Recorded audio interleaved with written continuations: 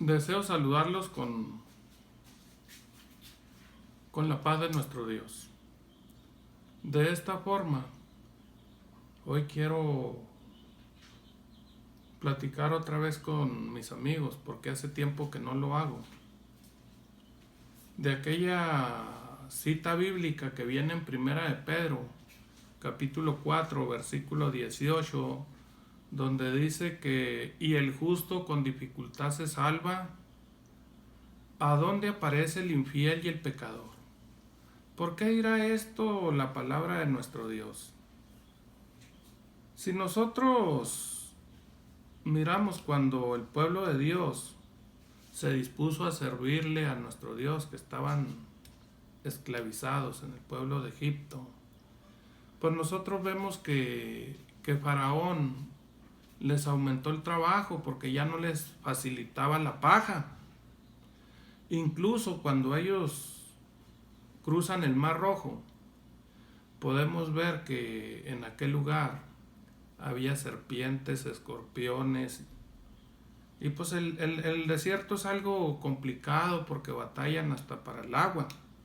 Sin embargo, podemos ver que nuestro Dios nunca los dejó solos. Cuando estaban siendo picados por las serpientes, les levantó Moisés un estandarte con una serpiente de metal, y con el hecho de voltear a verla, vivían. También podemos ver que al golpear Moisés la roca, salió agua de ella, vertió agua en abundancia para el pueblo. También podemos mirar que el vestido que ellos tenían jamás envejeció. O sea, Dios nunca los dejó solos. Incluso podemos ver a Moisés cuando estaban en aquella lucha, mientras él tenía los brazos hacia arriba en son de lucha, el pueblo de Dios estaba delante en la batalla. Cuando sus brazos estaban abajo en disposición de cansancio, el pueblo empezaba a disminuir. Es así como nosotros, al servirle a nuestro Dios, sabemos que tenemos que seguir luchando y servir a los demás. Nosotros podemos ver a los apóstoles allí en Mateo 10, versículo 1, que Dios los envió de dos en dos a sanar enfermos. Pero incluso tenían la potestad de echar fuera los espíritus inmundos, los demonios que había en las personas. También allí en Lucas 10, versículo 19, podemos ver que aquellos 70 que Jesús envió también tenían esta autoridad, esta potestad. Incluso en el versículo 17 dice, y los demonios se nos sujetan en tu nombre, ¿verdad?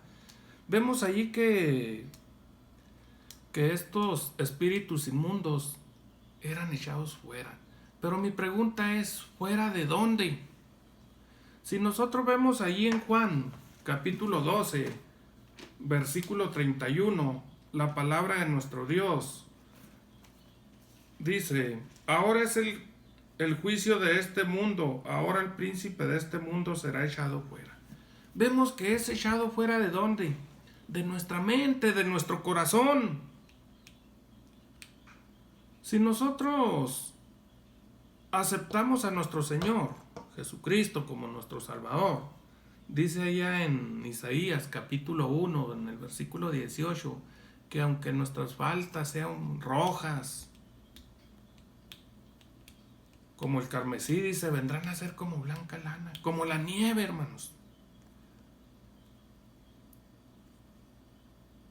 Al leer nosotros ahí en Hechos capítulo 5, versículo 16, que estas personas eran sanadas, que eran limpias de los inmundos, que eran echados fuera, dice que pues ellos eran curados.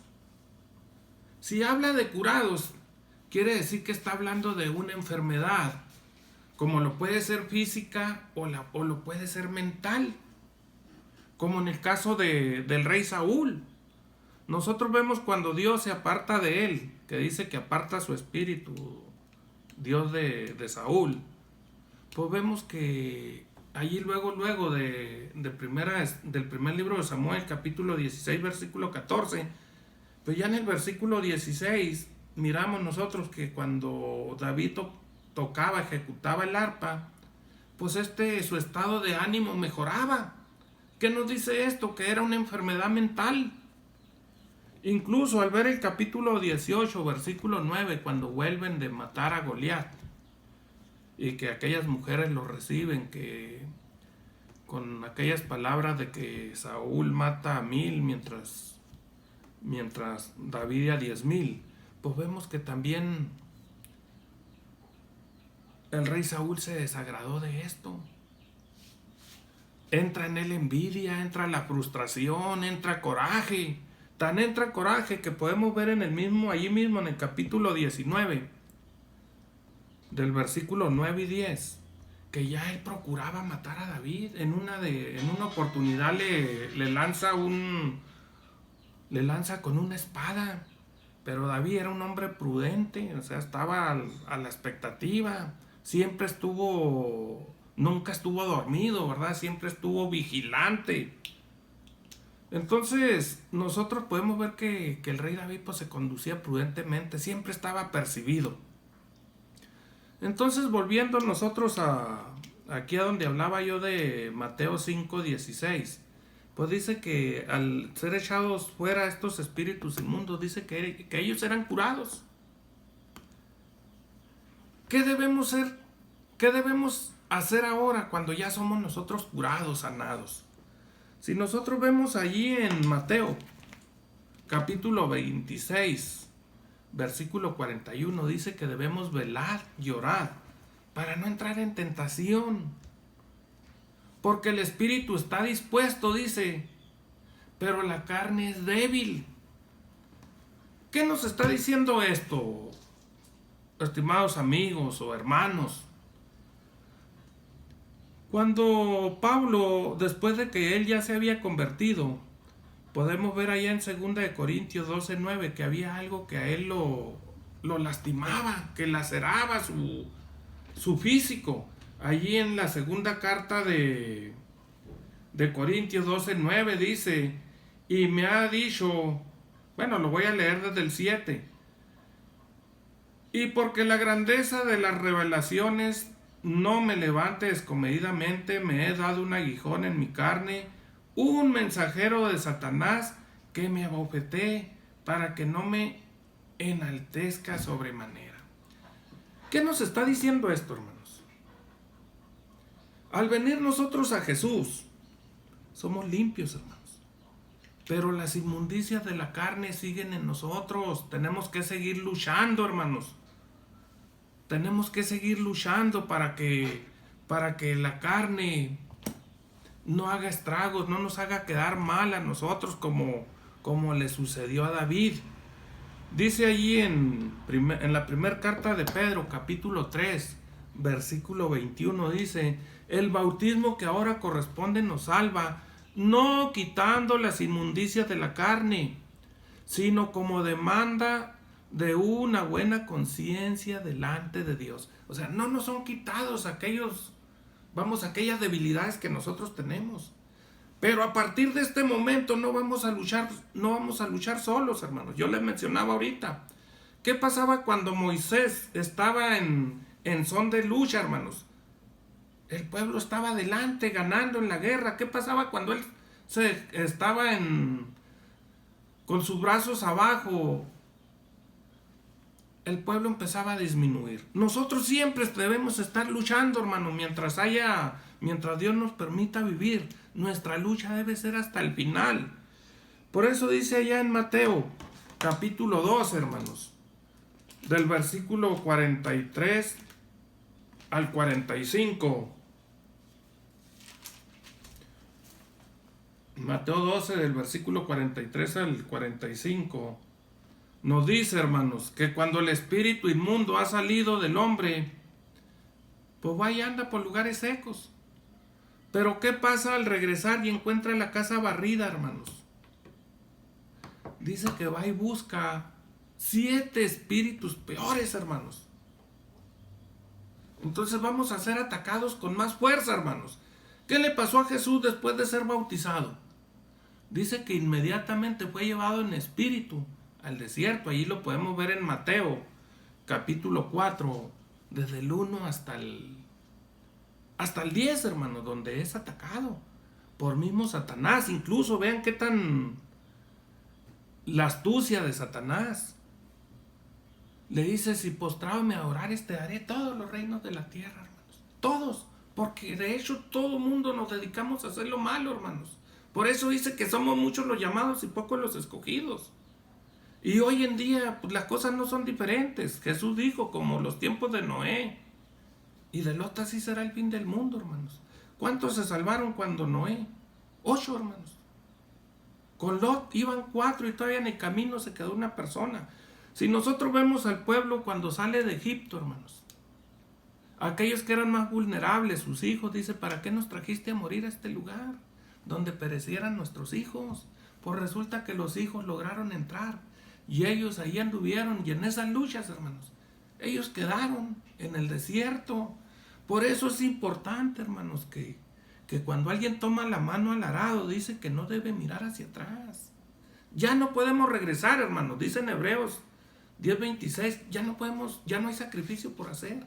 Ya no podemos volver a sacrificar a Cristo, hermanos. Él ya vino y murió, ya pagó por nuestras faltas. Todas aquellas faltas que nos agobiaban, hermanos. Todas aquellas, vamos a decir, espíritus que eran un tormento para... Ya Dios nos quitó eso. Pero a partir de allí, hermanos, esos espíritus que siguen, nosotros no les debemos dar oportunidad. Dice que no le debemos dar oportunidad al diablo, porque anda como león rugiente, hermanos. ¿Qué pasa si nosotros le damos oportunidad? Dice ahí en la segunda carta de Pedro, capítulo 2, versículo 22. Un proverbio, hermanos. Dice, el perro se volvió a su vómito y la puerca lavada a revolcarse en el cieno.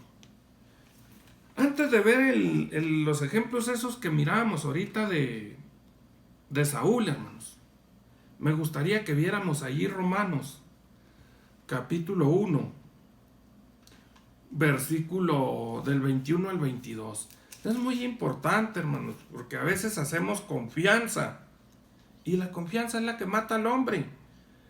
Dice, porque habiendo conocido a Dios, no le glorificaron como a Dios, ni dieron gracias, antes se desvanecieron en sus discursos, y el necio corazón de ellos fue entenebrecido. Diciéndose ser sabios, se hicieron fatuos, y trocaron la gloria de Dios incorruptible en semejanza de imagen de hombre corruptible, y de aves y de animales de 4 pies y de serpientes. Por lo cual también Dios los entregó a inmundicia en las concupiscencias de sus corazones, de suerte que contaminaron sus cuerpos entre sí mismos, los cuales mudaron la verdad de Dios en mentira, honrando y sirviendo a las criaturas antes que al Creador, el cual es bendito por los siglos. Amén. Y ya en el 26 dice, por esto Dios los entregó a efectos vergonzosos. O sea, los entrega a Dios a cosas peores, hermanos. Ok, ¿no quieres estar en lo de Dios? Te vas. Como dice aquí, el perro se volvió a su vómito, hermanos. Somos comparados, ¿por qué? Con esos perros, hermanos. Si vemos la parábola del rico y del pobre, hermanos, del rico y Lázaro, allí en Lucas 16, podemos ver que estos perros son los que lamen la herida, hermanos, pero no la sanan. Vamos, todos esos pastores mentirosos de los que Dios nos dice que tengamos cuidado, pero Dios les tiene reservado algo. Por eso dice allí en Apocalipsis 12,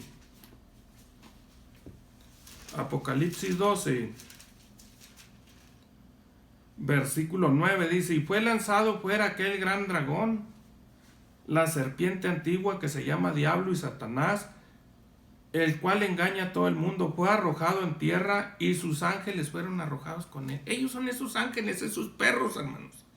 Incluso lo escribe más adelantito allí en Apocalipsis 22:15 me parece, donde dice que esos perros estarán fuera, hermanos.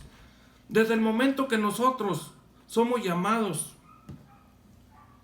a servirle a nuestro Dios, que aceptamos a nuestro Jesús, ellos son expulsados de nuestro corazón. Ya están fuera, hermanos, de nosotros. Por eso debemos velar y orar para no dar oportunidad al diablo, hermanos. Porque si viene y encuentra la casa barrida, va a ir a buscar otros peores. Y nos va a atacar con más fuerza. Al ser nuestra casa fundada en la peña, hermanos, podrán venir vendavales, huracanes, ríos, lo que venga, hermanos. No la va a tumbar. Porque está fundada en la peña, está fundada en Dios. En la roca que dice allá en Deuteronomio 32:4.